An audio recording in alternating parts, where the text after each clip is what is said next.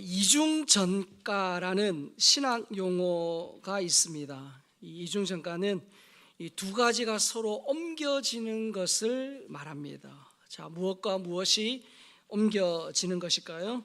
첫 번째는 우리의 죄가 예수님께로 옮겨지는 것입니다. 예수님이 우리의 죄를 대신 짊어지셨다는 뜻이죠. 이것을 우리가 흔히 속죄다라고 말합니다. 속죄. 자, 고린도서 5장 21절 함께 읽겠습니다. 하나님이 죄를 알지도 못하신 이를 우리를 대신하여 죄로 삼으신 것은 우리로 하여금 그 안에서 하나님의 의가 되게 하려 하심이라. 자, 예수님은 죄가 없으시지만 우리의 죄를 대신 짊어지셨습니다. 자, 이사야 53장 5절도 함께 읽겠습니다. 그가 찔림은 우리의 허물 때문이요 그가 상함은 우리의 죄악 때문이라. 그가 징계를 받음으로 우리는 평화를 누리고 그가 채찍에 맞음으로 우리는 나음을 받았도다. 죄 없는 그리스도께서 우리의 허물과 죄악 때문에 고난 받으셨다라는 말씀이죠. 베드로전서 2장 24절도 함께 읽습니다. 친히 나무에 달려 그 몸으로 우리 죄를 담당하셨으니 이는 우리로 죄에 대하여 죽고 의에 대하여 살게 하려 하심이라. 그가 채찍에 맞음으로 너희는 나음을 얻었나니. 예수님이 십자가에서 우리의 죄를 친히 담당하셨습니다. 자, 금방 읽었던 이 세 구절의 공통점은 죄 없으신 예수님이 우리를 대신하여, 나를 대신하여 고난과 형벌을 받으셨다는 거죠. 내 죄가 예수님께로 옮겨진 거예요. 자, 반대가 있습니다. 두 번째는 예수님의 의가 우리에게 옮겨지는 거죠. 우리의 죄는 예수님께로 가고 예수님의 의는 나에게로 왔습니다. 자, 이것을 칭의라고 말하죠. 자, 고린도서 5장 21절입니다. 하나님이 죄를 알지도 못하신 이를 우리를 대신하여 죄로 삼으신 것은 우리로 하여금 그 안에서 하나님의 의가 되게 하려 하심이라. 우리의 죄를 예수님께 전가한 이유는 예수님의 의를 우리에게 전가하기 위함이죠. 자, 로마서 3장 22절에서 24절도 봅니다. 고 예수 그리스도를 믿음으로 말미암아 모든 믿는 자에게 미치는 하나님의 의니 차별이 없느니라. 모든 사람이 죄를 범하였음에 하나님의 영광에 이르지 못하더니 그리스도 예수 안에 있는 성령으로 말미암아 하나님의 은혜로 값없이 의롭다 하심을 얻는 자 되었느니라. 믿는 자는 예수님의 의로 인해서 의롭다 여김을 받았습니다. 자, 마지막 빌립보서 3장 9절도 볼까요? 그 안에서 발견되려 함이니 내가 가진 이는 율법에서 난 것이 아니요 오직 그리스도를 믿음으로 말미암은 것이니 곧 믿음으로 하나님께로부터 난 의라. 내게 주어진 의는 내가 착하게 살아서 또는 내가 열심히 살아서 내 어떤 공로로 얻어지는 것이 아닙니다. 예수님의 의가 나에게로 온 거죠. 자, 나는 유죄 판결을 받은 죄인이고 예수님은 무죄 판결을 받은 완전한 의인입니다. 자, 그런데 예수님이 내 자리에 서시고 나는 예수님의 자리에 서게 된 거예요. 예수님이 나의 이 죄수 옷을 대신 입으시고 나에게는 예수님의 그 의의 옷을 입혀 주셨습니다. 이것이 나를 의롭다고 인정해 주시는 칭의이죠. 칭의. 자, 이런 죄사함과 의롭다 하심의 이중 전가는 이 동시에 일어나는 기독교 복음의 핵심입니다. 그래서 이 이중 전가는 단순한 교리가 아니라 우리의 죄가 용서받고 또 동시에 의롭다고 칭함을 받는 은혜의 복음이죠. 자, 그래서 이 이중 전가는 예수 그리스도의 십자가와 부활로 완성이 되었어요. 자, 그런데 예수님은 부활하시고 바로 승천하신 게 아니에요. 이 땅에 40일을 더 머물러 계시다가 승천하셨습니다. 자, 2000년 전으로 거슬러 올라가면 지난주일이 부활주일이니까 지금은 예수님이 부활하신 몸으로 이 땅에 계시는 기간이죠. 그러니까 예수님은 십자가에서 분명히 다 이루었다라고 말씀하셨어요. 자, 그런데도 예수님이 바로 하나님 나라 천국으로 가신 것이 아니라 40일 동안 이 땅에 머물러 계셨어요. 이유가 무엇일까요? 이 40일은 단순히 예수님이 살아나셨다는 사실을 보여주는 기간이 아닙니다. 예수님은 부활 후에 세 가지 중요한 사역을 하셨어요. 예수님의 중요한 사역 첫 번째는 뭐냐면 믿음 회복이에요. 자, 여러분, 예수님이 로마 군인에게 체포되었을 때 제자들이 어떻게 했는지 우리가 잘 알고 있습니다. 마태복음 26장 55절에서 56절입니다. 그때 예수께서 우리에게 말씀하시되 너희가 강도를 잡은 것 같이 칼과 뭉치를 가지고 나를 잡으려 나왔느냐. 내가 날마다 성전에 앉아 가르쳤으되 너희가 나를 잡지 아니하였도다. 그러나 이렇게 된 것은 다 선지자들의 글을 이루려 함이니라 하시더라. 이에 제자들이 다 예수를 버리고 도망하니라. 예수님이 겟세마네 동산에서 체포될 때 모든 제자가 다 두려워서 도망을 가버렸어요. 자, 수제자 베드로도 도망을 쳤죠. 자, 근데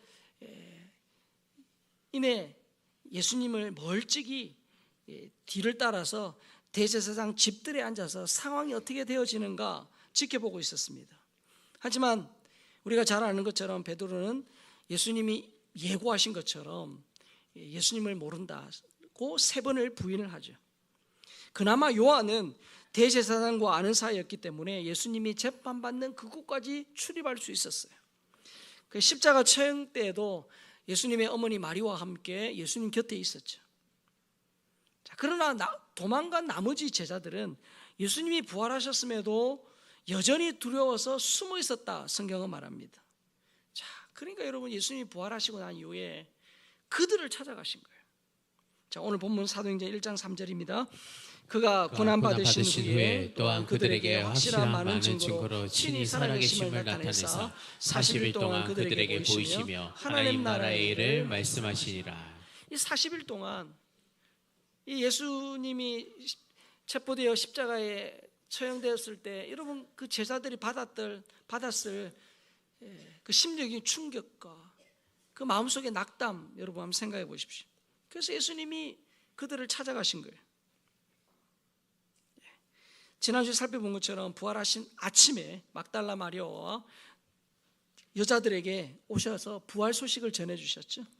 그리고 엠마오로 가는 두 제자들 그 곁에서 그들에게 말씀을 풀어주시면서 그들의 마음을 뜨겁게 하셨어요. 부활하신 당일 밤 문을 잠그고 숨어있는 제자들에게 오셔서 너희에게 평강이 있을지어다 그렇게 인사하셨죠. 요한복음 20장 19절입니다. 이날 곧 안식 후 첫날 저녁 때에 제자들이 유대인들을 들어와여 모인 곳에 문들을 닫았더니 예수께서 오사 가운데 서서 이르시되 너희에게 평강이 있을지어다. 부활하신 그 당일 저녁에 그런 제자들을 찾아오셔서 평강이 있을지어다 말씀하셨어요. 그리고 부활 후 8일째에는 도마에게 나타나서 친히 손과 옆구리를 만져보게 하시면서 그 도마의 부활의 믿음을 굳건하게 하셨죠. 그리고 또 갈릴리 바닷가에서 물고기 잡는 7 제자에게 나타나셨어요. 그리고 물고기를 잡게 하셨을 때 153, 153마리의 이 물고기를 잡게 하셨죠. 그리고 예수님은 그 베드로에게 3번이나 네가 나를 사랑하느냐 그렇게 물으시면서 3번 부인했던 그 베드로의 죄책감을 에서 자유롭게 하셨어요. 뿐만 아니라 예수님은 부활 후에 다른 제자들도 찾아가셨어요. 의심과 두려움에 빠진 그들을 정죄하지 않으시고 그들에게 부활의 실제 몸을 보여주셨죠. 그러면서 그들의 낙담한 믿음을 회복시키셨어요. 자, 예수님 오늘날도 마찬가지예요. 오늘날에도 죄책감과 삶의 문제로 상처받고 힘든 영혼을 친히 찾아오셔요. 그리고 그들을 위로하시고 격려를 통해서 믿음을 회복시키는 일을 주님은 지금도 하고 계세요. 부활 후에 예수님의 사역 두 번째는 사명을 위임하신 거예요. 예수님의 사역은 제자들의 믿음을 회복시키는 것으로 끝나지 않았습니다. 믿음이 회복된 그들이 해야 할 사명을 재확인시키셨어요. 요한복음 20장 21절입니다. 예수께서 또 이르시되 너희에게 평강이 있을지어다. 아버지께서 나를 보내신 것 같이 나도 너희를 보내니라. 부활하신 예수님이 제자들을 찾아오셔서 평강을 말씀하시고 나도 너희를 보낸다 그렇게 선언하셔요. 예수님이 평강을 선언하신 이유가 뭡니까? 이 평강 샬롬이잖아요. 평안이에요. 그 이유는 십자가 죽음과 부활로 죄 때문에 잃어버렸던, 예전에 아담과 하와가 죄를 지어서 잃어버렸던 그 평강 샬롬을 예수님이 어떻게 해요? 십자가에서 죽으시고 부활하심으로 다시금 회복시켜 주셨어요. 그래서 예수님 때문에 원수되었던 하나님과의 관계는 이제 끝이 나고 평화의 관계, 사랑의 관계가 된 겁니다. 예수님은 제자들에게 평강을 주시며 그들을 세상 속으로 보냅니다. 자, 그들이 세상 속에 가서 해야 할 일이 뭐예요? 예수님이 마지막으로 승천하시기 전에 하셨던 말씀, 마태복음 28장 18절에서 20절입니다. 예수께서 나와 말씀하여 이르시되 하늘과 땅의 모든 권세를 내게 주셨으니 그러므로 너희는 가서 모든 민족을 제자로 삼아 아버지와 아들과 성령의 이름으로 세례를 베풀고 내가 너희에게 분부한 모든 것을 가르쳐 지키게 하라. 볼지어다 내가 세상 끝날까지 너희와 항상 함께 있으리라 하시니라. 여러분, 이 구절은 우리가 잘 알다시피 예수님이 지상에 계실 때 하신 마지막 유언과도 같은 말씀이에요. 지상 대명령이죠. 제자들의 믿음을 회복시킨 예수님은 그들에게 이 복음의 사역, 가서 제자 삼고 제자 삼는 이 사역을 하게 하신 거예요. 이 복음의 사역을 그들에게 맡기셨습니다. 그래서 제자들은 예수님이 위임하신 이 사명, 이 사명에 충실하게 살다가 아름다운 순교의 제물이 되었습니다. 자, 12제자 볼까요? 베드로, 그는 내주와 같은 죽음을 나는 감당할 수 없다, 그렇게 말하면서 거꾸로 십자가에 매달려 처형되었습니다. 안드레는 그리스도에서 사역하다가 X자 모형의 십자가에 처형되었습니다. 베드로의 세베대의 아들 야고보는 예루살렘에서 참수당의 최초의 순교자가 된 것을 우리 사도행전에서 살펴볼 수 있습니다. 계시록의 제자 요한은 도미티아누스 황제 때에 밖으로 끓는 가마에 던져졌으나 기적적으로 살아났다고 전합니다.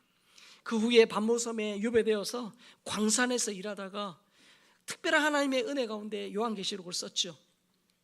도미티아누스 황제의 죽음 후에 다시 에베소로 갔다가 제자 중 유일하게 94세로 자연사했습니다. 이것 또한 예수님이 말씀하신 거예요. 빌립은 소아시아 지역에서 선교하다가 히에라폴리스에서 죽은 것으로 알려져 있습니다. 나다넬이라고 알려진 바돌로메는 가장 극적인 죽음을 맞이했어요. 그는 아르메니아에 가서 사역하다가 산채로 살가죽이 벗겨져서 죽었습니다.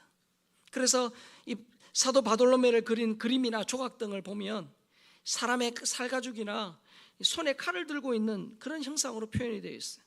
도마는 인도에서 사역하다가 창에 찔려 죽었어요. 마태는 에티오피아에서 사역하다가 칼에 맞아 순교했습니다. 알페오의 아들 작은 야고보는 예루살렘에서 군중에게 돌과 몽둥이로 맞아 순교한 것으로 알려집니다.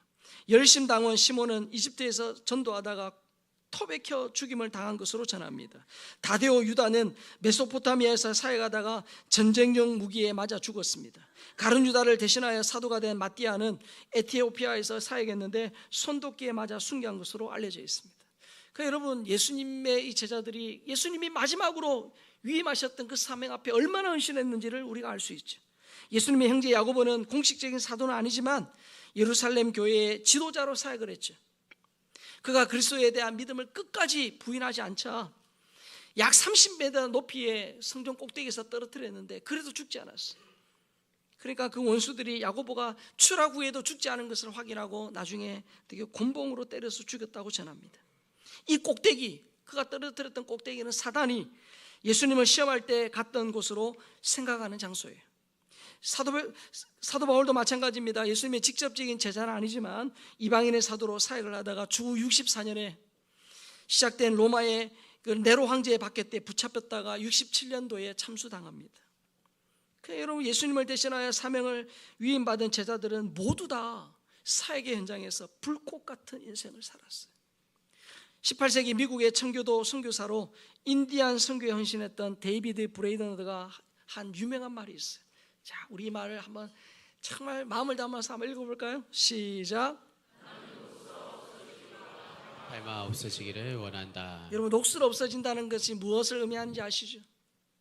되는 대로 그냥 세상에 한 발, 하나님께 한 발, 그렇게 사는 것이 아니라 어떻게 달아 없어지기를, 진짜 하나님이 나를 써주시고 하나님의 은혜 가운데 나를 붙들어 주시고 주의 나라를 영광을 위하여서 어떻게 해요? 하나님 저를 써주시옵소서, 그런 마음으로 최선을 다했다는 거예요. 여러분, 믿음의 회복은 보냄의 시작입니다. 우리가 VIP를 정하고 기도하면서 그들에게 복음을 전하는 이유가 뭡니까? 우리가 오늘 주일 예배를 드립니다. 우리 주일 예배를 통해서 주일의 은혜 받아야 할 이유가 뭐예요? 주일의 은혜 받아야 선한 영향력을 어디에서 끼쳐야 돼요? 가정에서, 학교에서, 직장에서 끼치는 거예요. 우리가 주일날 은혜 받지 않으면 어떻게 해요? 우리가 머무는, 고작 교회에서는 주일날 잠깐 머무르잖아요. 실제로 우리가 있는 곳은 어디입니까? 세상입니다. 가정입니다. 학교입니다. 직장입니다. 그곳에서 선한 영향력을 끼쳐야 돼요. 그러기 위해서 우리가 주일날 은혜 받는 거예요. 예수님은 오늘날에도 저와 여러분들에게 세상의 빛과 소금, 너희는 세상의 빛과 소금이다. 그리고 너희들은 복음의 전달자다. 그 사명을 우리에게 주셨어요. 이거는 예수 믿는 우리만 할 수 있는 일이에요. 그래서 위임받은 사명을 개인과 가정과 교회가 잘 감당할 때 하나님이 기뻐하실 줄로 믿습니다. 부활 후 예수님이 하신 사역 세 번째는 뭡니까? 성령을 준비하신 거예요. 예수님은 오늘 본문 사도행전 1장 3절의 말씀처럼 부활 후 승천 직전까지 40일 동안 제자들에게 하나님 나라의 일을 말씀하셨어요. 같이 읽을까요?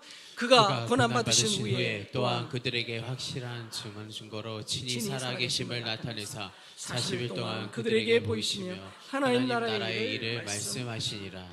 저기서 하나님 나라는 단순히 미래에 우리가 죽어서 갈 그 천국을 만을 의미하지 않습니다. 현재 이 땅에서도, 현재 이 가정에서도, 우리의 삶에서도 하나님의 다스림과 복음 사역의 확장까지를 포함하는 말이에요. 그 하나님의 일을 말씀하신 거예요. 예수님의 부활로 하나님 나라가 결정적으로 시작이 되었어요. 사망과 죄의 권세를 이기신 예수님은 하나님 나라의 왕으로 등극을 하셨어요. 그리고 예수님은 승천하셔서 지금도 하나님 우편에서 왕으로서 온 우주를 통치하고 계십니다. 자, 그런데 예수님이 이제 승천하시잖아요. 승천하시면 예수님이 이 땅에 계시잖아요. 그러나 예수님이 하늘 보좌에 앉으셔서 이 땅을 다스리고 있다는 증거로서 보내주신 분이 바로 누굽니까? 성령님이에요. 자, 요한복음 16장 7절입니다. 그러나 내가 너희에게 실상을 말하노니 내가 떠나가는 것이 너희에게 유익이라. 내가 떠나가지 아니하면 보혜사가 너희에게로 오시지 아니할 것이요 가면 내가 그를 너희에게로 보내리니. 자, 예수님은 지상 사역을 마치고 승천하시죠. 자, 그러면 이제 지상 사역 끝났으니까 끝난 게 아니에요. 천상 사역, 즉 하늘 보좌에서 이 땅을 다스리고 계세요. 자, 그러면 예수님이 간 대신에 누구를 보내주세요? 성령 하나님을 보내주세요. 그 성령 하나님을 통해서 하나님 나라의 확장을 지금도 이루어갔어요. 그래서 예수님은 그 40일 동안 성령의 시대를 준비하라고 말씀하셨어요. 자, 본문 사도행전 1장 4절 5절입니다.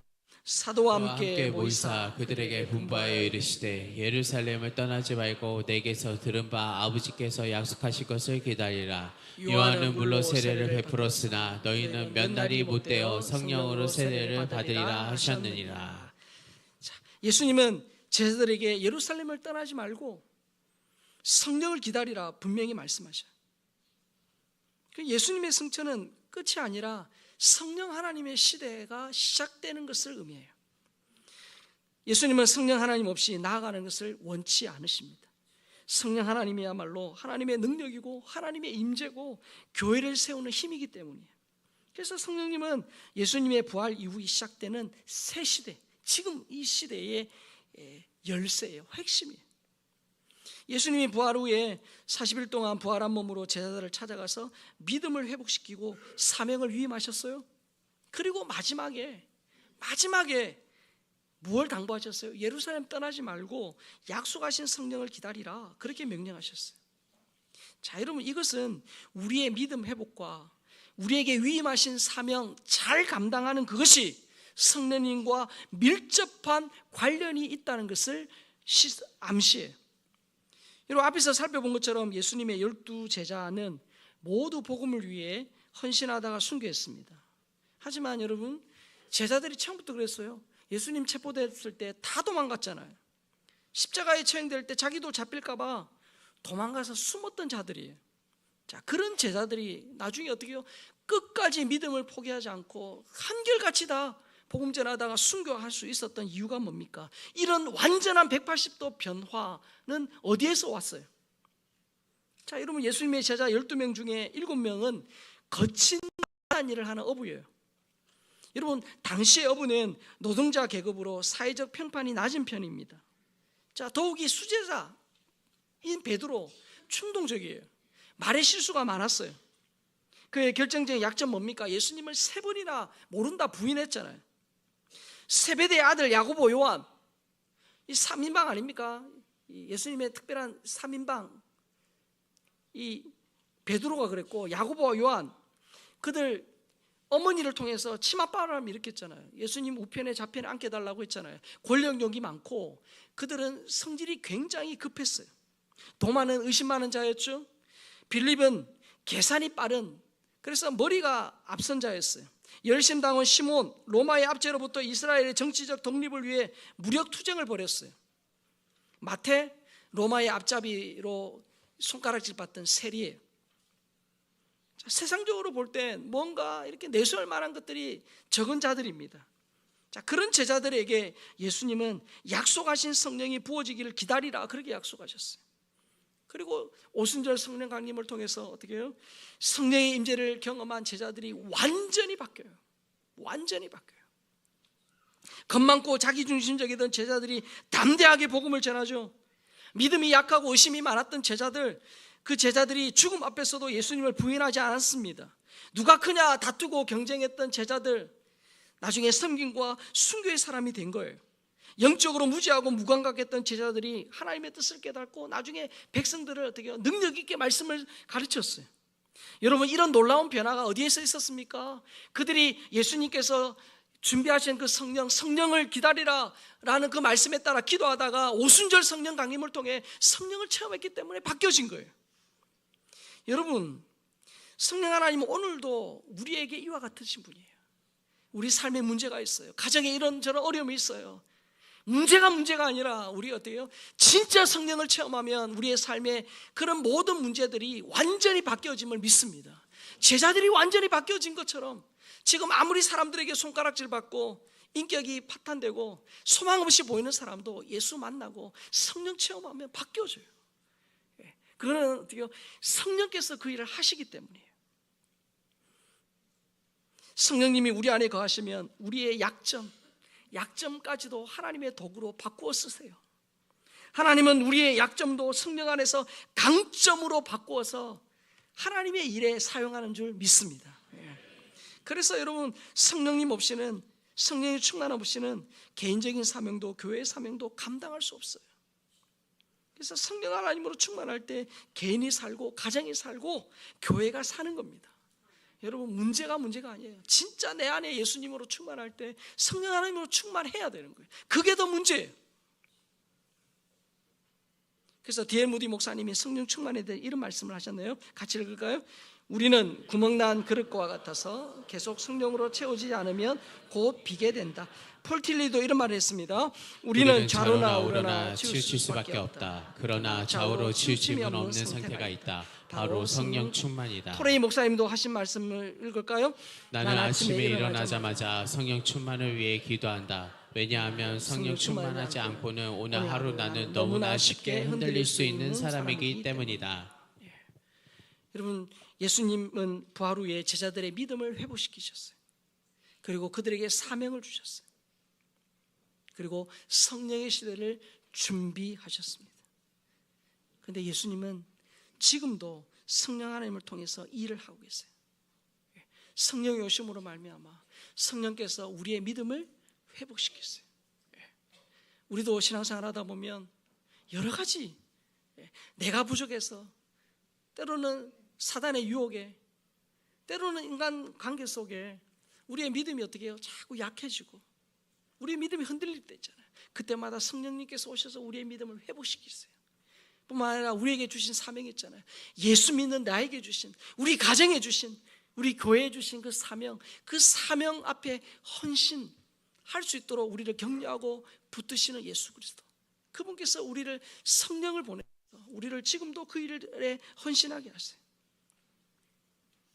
그래서 주님 다시 오실 때까지 이 일을 할 수 있도록 예수님은 하나님 우편에서 우리를 위해 기도하시고, 우리 안에 계신 성령께서는 우리가 예수님이 부활 후에 하셨던 저 일들을 잘 할 수 있도록 격려하시고 우리를 붙들고 계시는 거예요. 그래서 예수님께서 부활하신 이후에 하셨던 그 세 가지 사역을 끝까지 잘 감당함으로 정말 예수님의 신실한 제자들처럼 우리의 끝이 하나님 앞에 영광이 되는 저와 여러분 될 수 있기를 주의 이름으로 축복합니다.